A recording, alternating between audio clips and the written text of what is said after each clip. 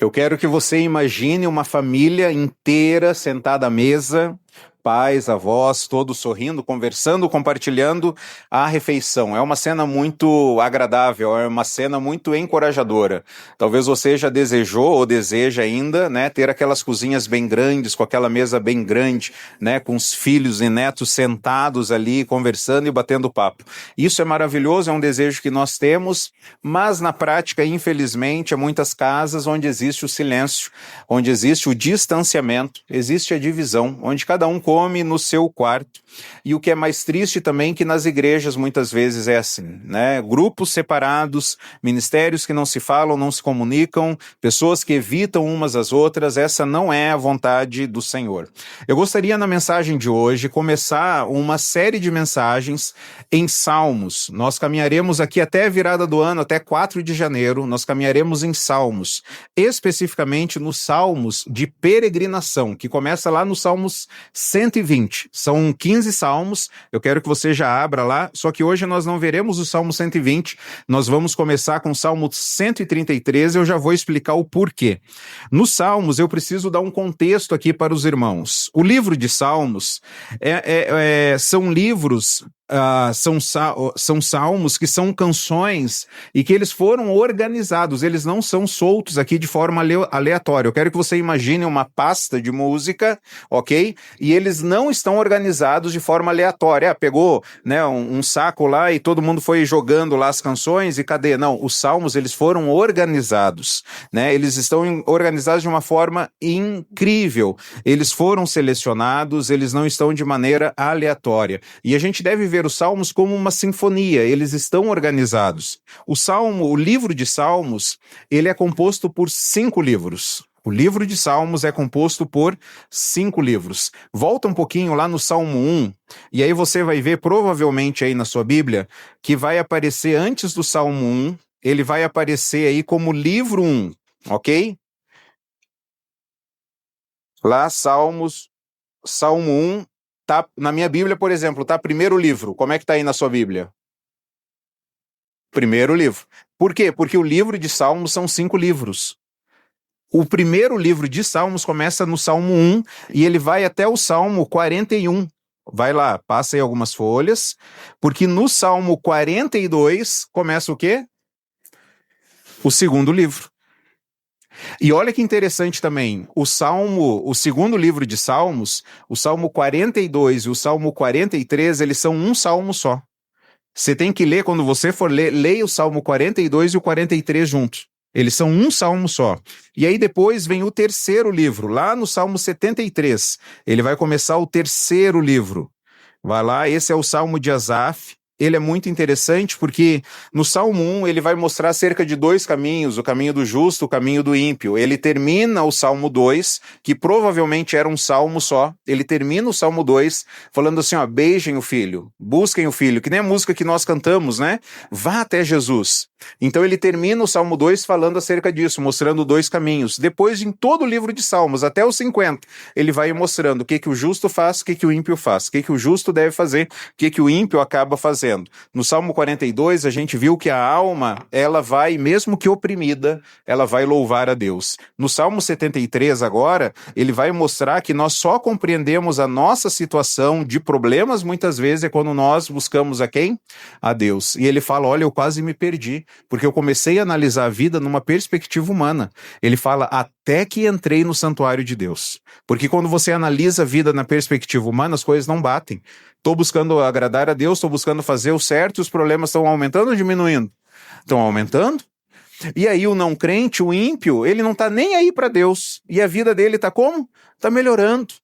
Coisas boas vão acontecendo, ele compartilha bênçãos, e aí você analisa a vida numa perspectiva humana, aí você não consegue entender. O salmista, no Salmo 73, Asaf, ele falou, eu quase enlouqueci, até que eu fui no santuário de Deus.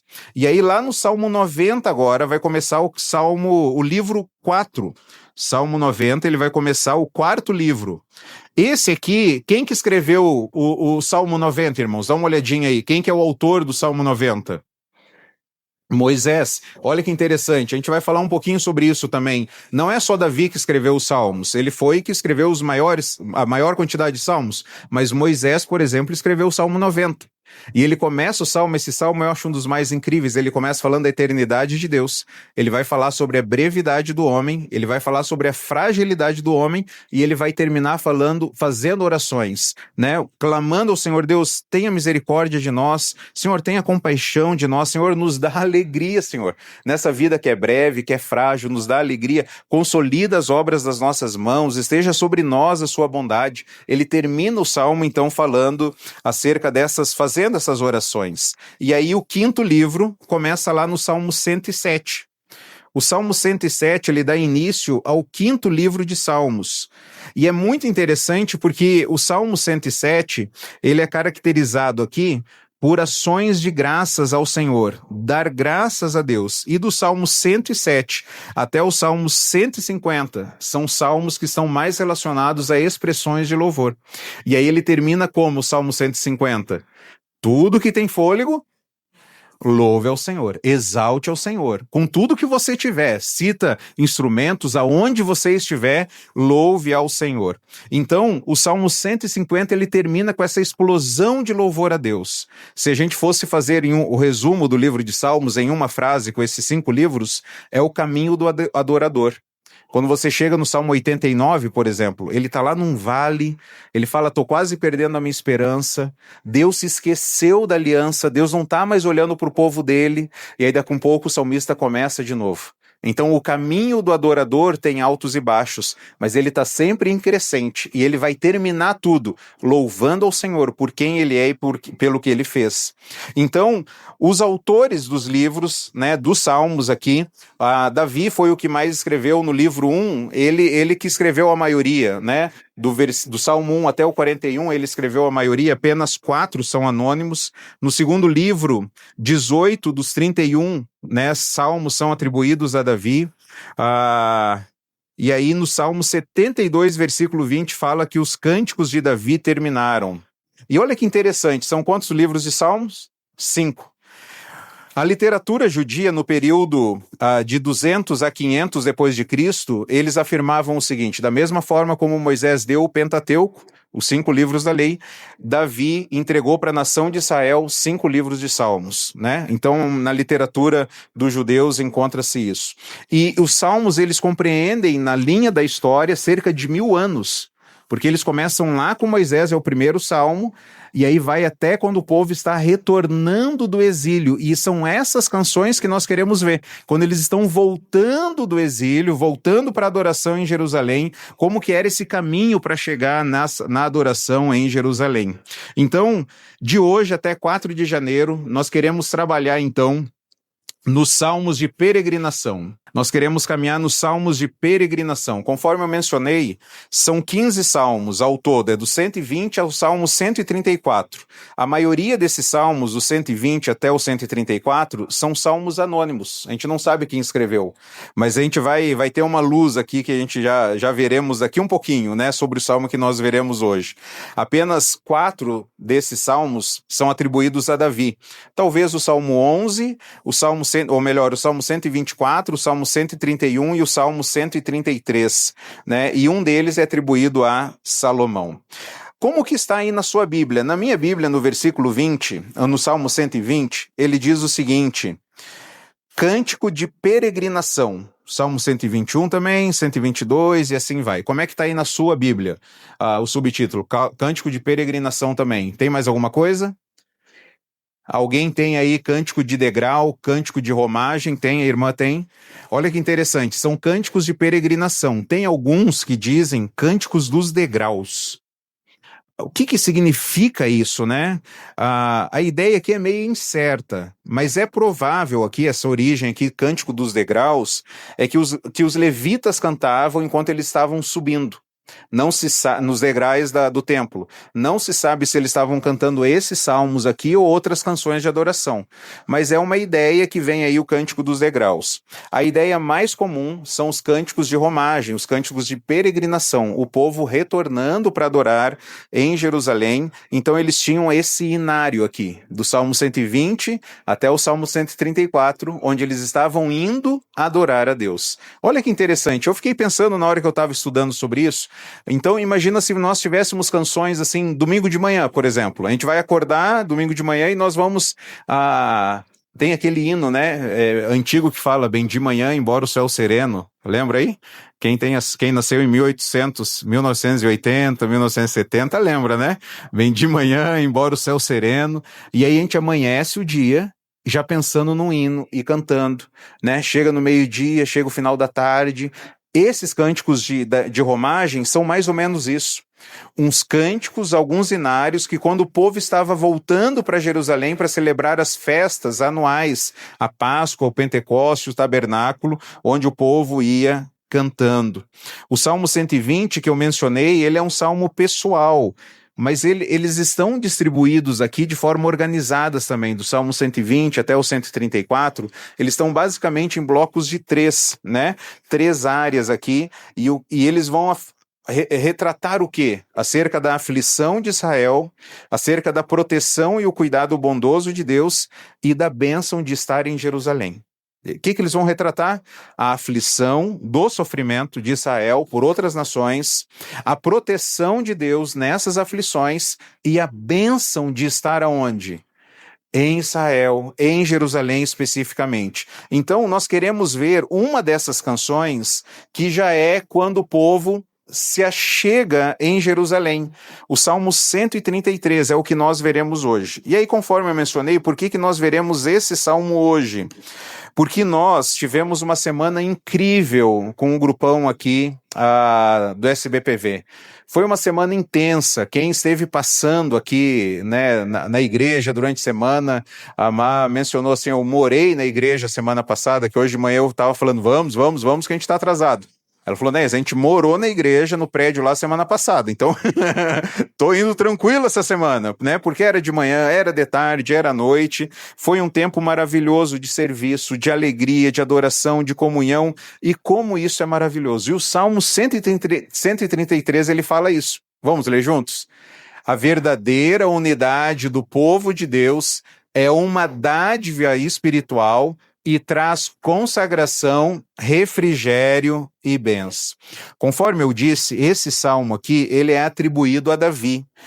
Pode ser que Davi escreveu esse salmo quando ele herdou o reino, porque ele herdou o reino dividido. Lembra a nação de Israel, as 10 tribos do norte, as 2 tribos do sul? Ele começa a reinar com um reino dividido, e à beira de uma guerra civil. Talvez nesse contexto ele escreveu esse salmo quando ele começou a reinar. Talvez ele escreveu para encorajar então os exilados a retornarem e se estabelecerem em Jerusalém. E aí ele começa então no versículo 1 dizendo, esse versículo que é tão conhecido, como é bom e agradável quando os irmãos convivem em comunhão. Como é bom e agradável quando os irmãos vivem em união. A união, ela é boa e é agradável. E a ideia aqui desse versículo de união é literalmente sentados juntos. Como é bom o povo de Deus estar sentado juntos. É muito bom, é muito agradável estarmos sentados à mesa. A gente tem trabalhado e conversado, e quando a gente manda o material aí do GCs, né, grupo de cuidado, comunhão à mesa, o que Deus espera nessa mesa? Estarmos sentados juntos. O M, multiplicar. O E, edificar. O S, servir. E o A, adorar. Por que nós nos assentamos à mesa? Porque nós queremos que mais pessoas se acheguem também. Nós queremos multiplicar seguidores de Jesus. Nós queremos edificar, nós queremos nos conhecer mais, nos parecer mais com Cristo. Nós queremos servir, servindo, abrindo a nossa casa, servindo com os nossos dons e talentos, fazendo um lanche, levando um bolo, levando um pão, ajudando a organizar depois. Nós queremos orar com alguém, nós queremos ajudar alguém, transportar algo que a pessoa precisa, e nós fazemos tudo isso porque nós queremos o A, que é adorar ao Senhor. Então, como é bom e agradável quando os irmãos estão sentados à mesa. Hoje ou ontem eu fui comer, eu acho que na sala, e aí o Samuca e a Má falou, não, vem sentar com a gente aqui na mesa. Vou sentar à mesa, estarmos juntos, né? Não separados, em locais diferentes. Só que nem sempre o povo de Deus está vivendo essa comunhão que é boa e agradável. Às vezes os casais se divorciam, as famílias ficam desestruturadas, igrejas se dividem, Caim matou seu irmão Abel, Ló se distanciou do seu tio Abraão, os irmãos de José o maltrataram, Miriam e Arão criticaram Moisés, os filhos de Davi brigaram, os discípulos de Jesus competiam, Paulo e Barnabé se desentenderam. O início da igreja primitiva foi união, uma era só a mente, um era só o coração, mas quando nós lemos as cartas de Paulo, nós vemos que haviam muitos problemas na igreja. Havia divisões na igreja, havia discórdia na igreja. Toda família, toda comunidade, toda equipe tem as suas brigas, tem os seus desentendimentos, mas nós precisamos aprender a andar juntos. Uma coisa é a gente passar dias juntos, como foi com o grupão, foi maravilhoso. Outra coisa é quando nós convivermos juntos. Aquele ditado que diz, né, para conhecer alguém você tem que comer um quilo de sal, um saco de sal com a pessoa. Antes eu achava que era a ideia de que é amargo, assim, né, vai dar é salgado, obviamente, né, que é salgado, vai dar um desconforto comer, né, só que aí depois eu falei, não, eu acho que é pelo tempo. Para acabar, um quilo de sal, um saco de sal leva um tempo. Então, conviver com as pessoas, estar junto com as pessoas. No curso Resolução de Conflitos, nós vimos que se a gente começar lá pelas preferências, a gente vai se desentender. Nós precisamos começar pelos absolutos, aquilo que não muda, aquilo que está na palavra. E aí uma primeira lição que nós aprendemos aqui, irmãos, é que aquele que nos une é muito maior do que aquilo que nos separa.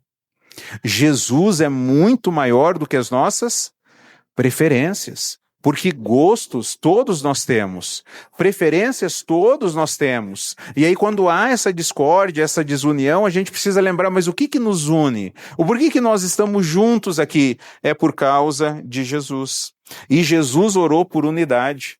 Lá em João capítulo 17, versículo 20 a 23, ele ora, Pai, para que eles sejam o quê? Um, assim como nós somos um. E o mundo creia que tu me enviaste. O Senhor Jesus, ele deseja que nós deixemos as nossas diferenças de lado para que nós sejamos o quê? Um só. E isso vai ser um testemunho para o mundo.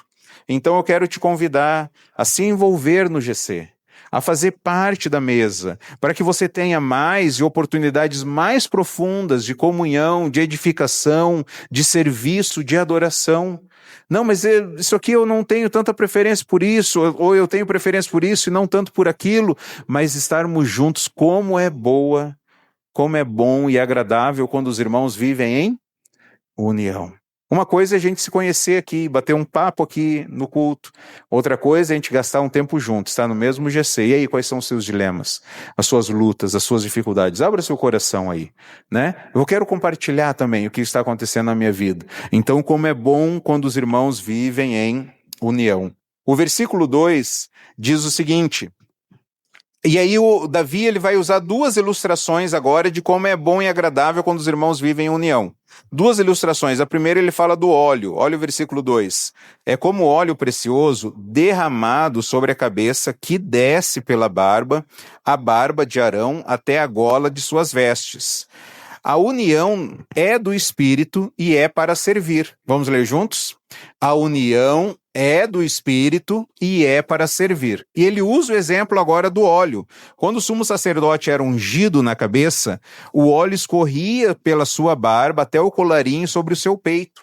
E aí o que está indicando isso? Que esse óleo que era derramado sobre a cabeça e sobre o seu peito, o sacerdote ele carregava no peito as 12 pedras de Israel. Então, o que Davi está falando? Nesse óleo que é derramado, ele está sendo derramado sobre todas as tribos de Israel. Todas as tribos estão experimentando esse banho, essa união dessa imagem espiritual com o óleo da unção de Arão.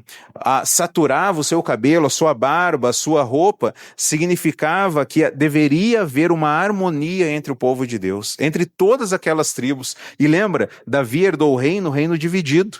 E ele está falando, olha como é bom quando está todo mundo junto. Por quê? Porque o óleo do Espírito, ele está ungindo sobre toda a nação de Israel.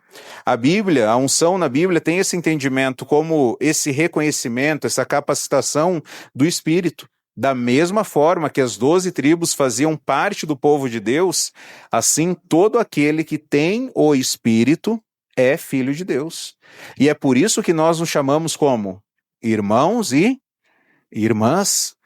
Pessoas que a gente nem conhecia, de outras nações que tiveram aqui essa semana, vem para minha casa, entre na minha casa, fique junto conosco, porque você é da minha família, você é meu irmão, nunca te vi na vida, talvez eu nem sei se eu vou te ver de novo, mas você é meu irmão. Quando passar por aqui, chega na minha casa, porque nós somos filhos do mesmo Pai. Porque todo aquele que tem o Espírito já recebeu, então, essa unção de Deus. Então, nós devemos experimentar essa unidade em comunhão. Mas olha que interessante, o sacerdote era ungido para quê? Para servir. É por isso que a união é do Espírito. Mas essa união que Deus dá para que é? É para nós servirmos. A gente teve essa semana aí vários irmãos servindo, irmãos de idade, irmãos que chegaram aqui com caixa de remédio de dor. Se eu tiver dor eu já estou preparado. Fulano, você está aí de novo? Já veio de novo para cá, né? Tem que servir, alguém falou assim. Aí eu falei assim, você conhece aquela frase que diz assim, um crente que não serve, não serve. A pessoa não tinha ouvido ainda. Um crente que não serve, não serve. Porque nem mesmo o Filho do Homem veio para ser servido, mas para servir e dar a sua vida em resgate por muitos. Então Deus quer que nós venhamos a servir. A capacitação do Espírito, que gera unidade, é para quê? Para nós servirmos o povo de Deus. E aí a gente vai ser testemunha lá fora para o mundo. Efésios capítulo 4, ele diz algo muito interessante. Ele diz o seguinte, façam todo o esforço para manter a unidade do Espírito pelo vínculo da paz. Irmãos, para a gente ter unidade, a gente precisa se esforçar. Porque se a gente não se esforçar, o que a gente acaba fazendo? Divisão, discórdia, desentendimento. E é isso que Deus deseja? Não. Essa é a primeira figura que Davi usa para dizer que a união é boa e agradável, que ele usa esse exemplo do óleo. E o segundo exemplo que ele dá no versículo 3, ele usa agora a questão do orvalho. Olha o versículo 3. É como o orvalho do Hermon, quando desce sobre os montes de Sião. Ali o Senhor concede a bênção da vida para sempre. Olha que interessante, irmãos. É como o orvalho, a união que é boa e agradável é como o orvalho de Hermon, que desce sobre os montes de Sião. Ali o Senhor concede a bênção da vida para sempre. Para a gente entender que a união é abençoada e a união abençoa e é abençoada, a gente precisa entender que os israelitas eram um povo basicamente agrário. Eles dependiam das chuvas que ocorriam 2 vezes por ano. O nosso tempo hoje ele está doido. A gente não sabe mais quando é frio, quando é quente, quando chove, quando não chove, né? Na época de Israel, então, as chuvas vinham basicamente 2 vezes por ano. E aí, nesse meio tempo, precisava do orvalho para regar as suas plantações. Então, quando as coisas podiam começar a secar, o orvalho vinha e trazia vida. E aí Davi cita o Monte Hermon, que ele está no extremo norte de Israel, lá em cima. E no norte de Israel, esse é o monte mais alto da região. Ele tem quase 3.000 metros de altura. Lá em Atibaia tem uma montanha chamada Pedra Grande, que ela está a 1.000 metros acima do nível do mar. O Monte Hermon, ele está a 3.000 metros de altura. E Sião é um dos montes mais baixos de Israel. Os dois, eles estão separados por 300 quilômetros. Então, ao norte está o Monte Hermon, 3.000 metros de altura. 300 quilômetros depois está o Monte Sião, que é um dos mais baixos. E aí Deus faz cair o orvalho sobre ambos. De acordo com alguns viajantes, em certas partes da Terra Santa, o orvalho de manhã, ele dá a impressão que houve uma chuva durante a noite. Nessa semana choveu, né? Graças a Deus, trouxe, né? Trouxe mais umidade ao ar, e era tão legal você acordar de manhã e choveu, molhou, né?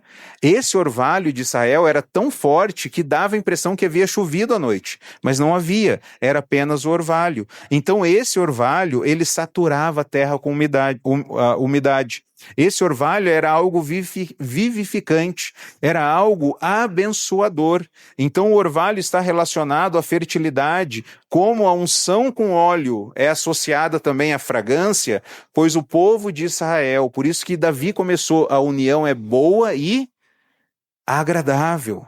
Então tanto o orvalho como também o óleo, Deus está, através de Davi, está mostrando tanto essa beleza, essa fragrância, como também aquilo que é necessário, que é preciso para trazer vida. Então o orvalho, tanto no Monte de Hermon, como também no Monte de Sião, trazia frutificação para a nação de Israel. Assim também a união fraternal tornaria Israel frutífero. E o que Deus espera da sua igreja é que a união vai trazer essa frutificação. Estarmos juntos para Deus abençoar. Porque aí o Salmo termina falando como? Ali o Senhor concede a bênção da vida para sempre. Ali aonde, irmãos? Ali aonde? A gente tem que perguntar isso, né? Ali aonde? Ali em Jerusalém, ali em Sião, ali aonde? Provavelmente, né? Pode ser Jerusalém. Os israelitas se encontravam, lembra, eles estão fazendo essas canções de romagem, de peregrinação, eles estão indo para onde? Para Jerusalém. Davi queria que o povo estivesse junto lá. Então, provavelmente é Jerusalém, né? Mas também, da luz do Salmo, é muito mais provável que o Senhor concede a bênção aonde? Aonde há união. A união que abençoa e é abençoada. Então, onde há unidade, Deus abençoa, Deus concede a bênção para sempre, e a bênção é a vida eterna. Eu fico imaginando crentes que falam assim, eu não aguento fulano, mas fulano é crente também, fulano é crente. Ah, não aguento ele. Tá num lado, sendo no outro, vem de um lado, eu vou pro outro. Eu fico imaginando como é que vão lidar no céu. Porque no céu a gente vai viver junto para sempre. Então a gente precisa se exercitar para aprender a conviver juntos aonde? Aqui na terra, porque nós somos irmãos. Então, algumas lições que nós aprendemos desse salmo, que a união é algo que vem da onde, irmãos? Vem do alto, só Deus pode dar. Porque no versículo 2, fala que o óleo é o quê? Derramado. Ele desce sobre a barba de Arão. No versículo 3 fala do orvalho que desce. A união não é fruto do esforço.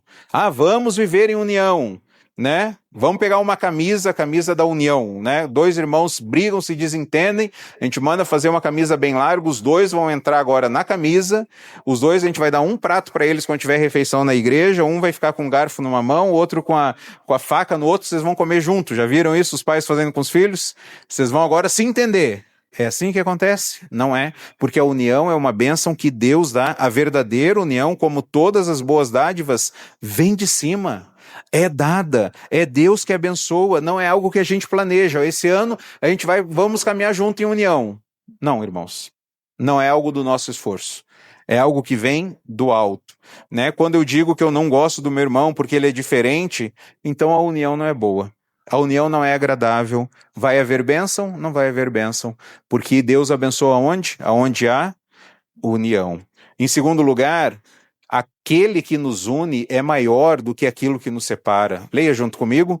Aquele que nos une é maior do que aquilo que nos separa. Lembre sempre disso. Por que eu estou me desentendendo com Beltrano, com Ciclano, né? O que está acontecendo? Ah, eu não gosto disso, eu não gosto daquilo. Irmãos, todos nós temos preferência. Todos nós. Mas a gente precisa lembrar dos absolutos. O que nos une?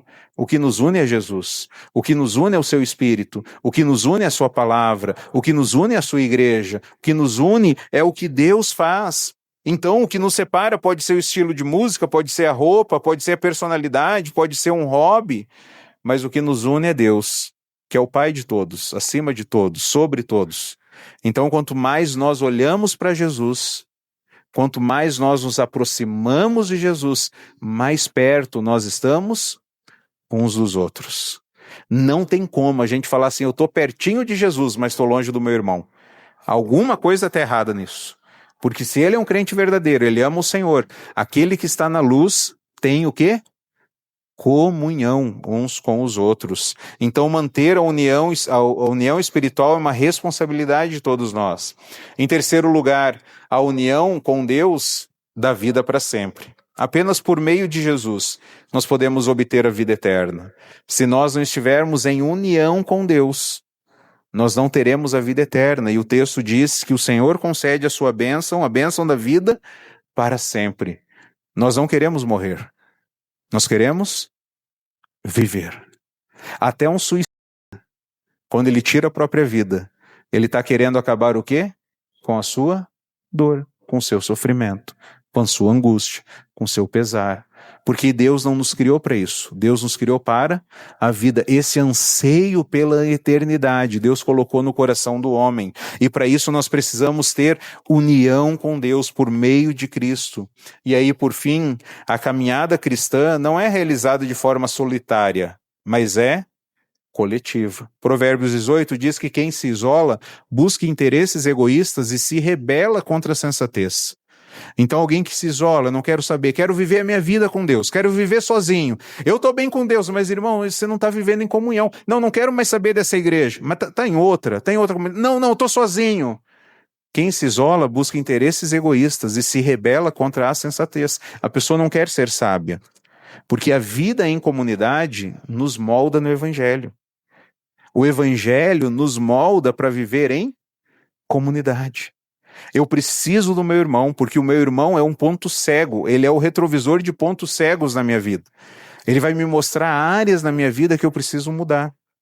Conta-se, né, aquele memezinho que o homem fala assim, eu achei que a minha vida era tranquila até casar, mas depois que eu casei, eu vi que eu faço tudo errado. Até respirar eu respiro errado, eu mastigo errado, eu faço tudo errado, eu dou graças a Deus pela minha esposa porque ela mostra o certo na minha vida, até respirar, até andar, né? Então, nós precisamos uns dos outros, para quê? Para mostrar áreas na nossa vida, onde nós achamos, eu estou acertando. De repente vem alguém e fala, irmão, eu preciso corrigir isso aí. Então, essa vida em comunidade vai nos moldar no Evangelho. E o Evangelho, aquilo que nós cremos em Jesus, vai nos moldar na vida em comunidade. Nós não estamos aqui porque nós, em primeiro lugar, amamos as pessoas.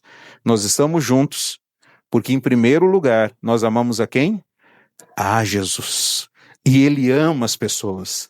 E por amor a Ele, nós nos aproximamos das pessoas. Porque nós servimos a Jesus quando nós servimos as pessoas. Então, irmãos, andar em união, isso só é possível pela dádiva, pela bênção que Deus dá. O homem, ele quebrou a comunhão com Deus. Ele se rebelou. Desde o Éden, o homem se esconde. Desde o Éden, o homem acusa, o homem se isola.